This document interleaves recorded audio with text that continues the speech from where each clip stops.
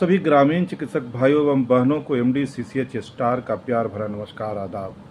साथियों, 40,000 प्रशिक्षित ग्रामीण चिकित्सकों का सरकारी सेवा में समायोजन के लिए लगातार प्रयास जारी है और तब तक जारी रहेगा जब तक कि सरकारी सेवा में समायोजन नहीं हो जाता।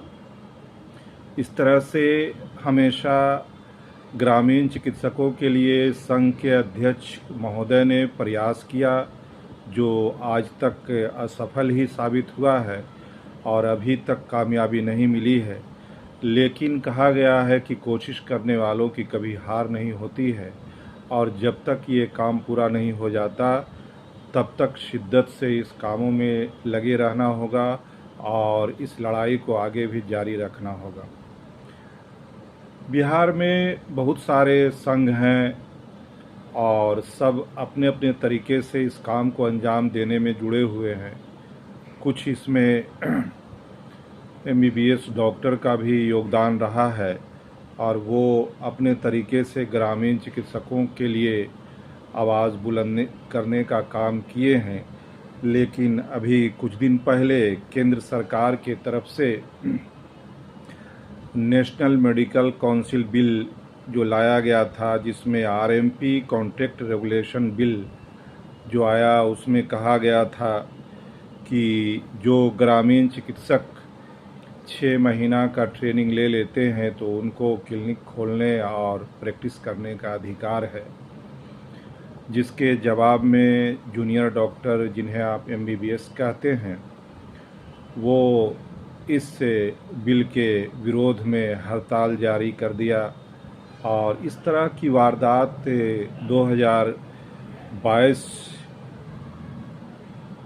में संभवतः नेशनल मेडिकल काउंसिल बिल ने ग्रामीण चिकित्सकों के लिए एक अच्छा बिल लाया था और उसके लिए भी जूनियर डॉक्टरों ने इसी तरह से हड़ताल किया था। जहां एक तरफ हम लोग ग्रामीण चिकित्सक हैं और हमारे बीच में एक एमबीबीएस डॉक्टर आकर हम लोगों का नेता बने हुए हैं, नेता बन के हम लोगों की बहाली की दुहाई देते हैं, वही दूसरी तरफ अगर नेशनल मेडिकल काउंसिल बिल के तरफ से आरएमपी कॉन्ट्रैक्ट रेगुलेशन बिल आता है तो उसका विरोध भी किया जाता है। ये मामला कुछ समझ में नहीं आता है। साथ ही साथ ग्रामीण चिकित्सकों के मसीहा कहे जाने वाले डॉक्टर एलबी सिंह को फिर से जदयू चिकित्सा प्रकोष्ठ का अध्यक्ष मनोनीत किया गया है। इसके लिए सभी ग्रामीण चिकित्सकों की तरफ से ढेर सारी हार्दिक शुभकामनाएं, हार्दिक बधाई हो उनको। और वो हमेशा जब भी वीडियो चैनल पर आए हैं तो उन्होंने ग्रामीण चिकित्सकों के लिए बहुत बड़ी बड़ी बातें कही हैं और अधिकतर बातें उनकी भूतकाल ही होती है। पीछे उन्होंने क्या किया है उसी को ही बोलते हुए वो स्टेज पर दिखाई देते हैं, कोरोना की दुहाई देते हैं। बहाली के लिए जो मैटर गहराया हुआ उस पर उनका कोई स्पष्ट बात आज तक निकल कर सामने नहीं आया। लेकिन ग्रामीण चिकित्सक बंधु हमेशा यही चाहते हैं कि परामर्शदात्री महोदय हम लोगों की बातों को समझें और चूँकि अच्छी तरह जानते हैं कि ग्रामीण इलाका में स्वास्थ्य व्यवस्था चरमर है और स्वास्थ्य व्यवस्था को सुचारू रूप से चलाने के लिए ग्रामीण इलाका में हेल्थ वर्कर की सख्त ज़रूरत है। और इस तरह की बातें भी एक डॉक्टर ने पिछले वीडियो में बता चुके हैं कि कितनी ज़रूरत है। और जिस तरह से 40,000 ग्रामीण चिकित्सक सरकार के द्वारा प्रशिक्षित हुए हैं और वो अब इस काबिल हैं कि वो ग्रामीण इलाका में सरकारी तंत्र से जुड़कर समाज का सेवा कर सकते हैं।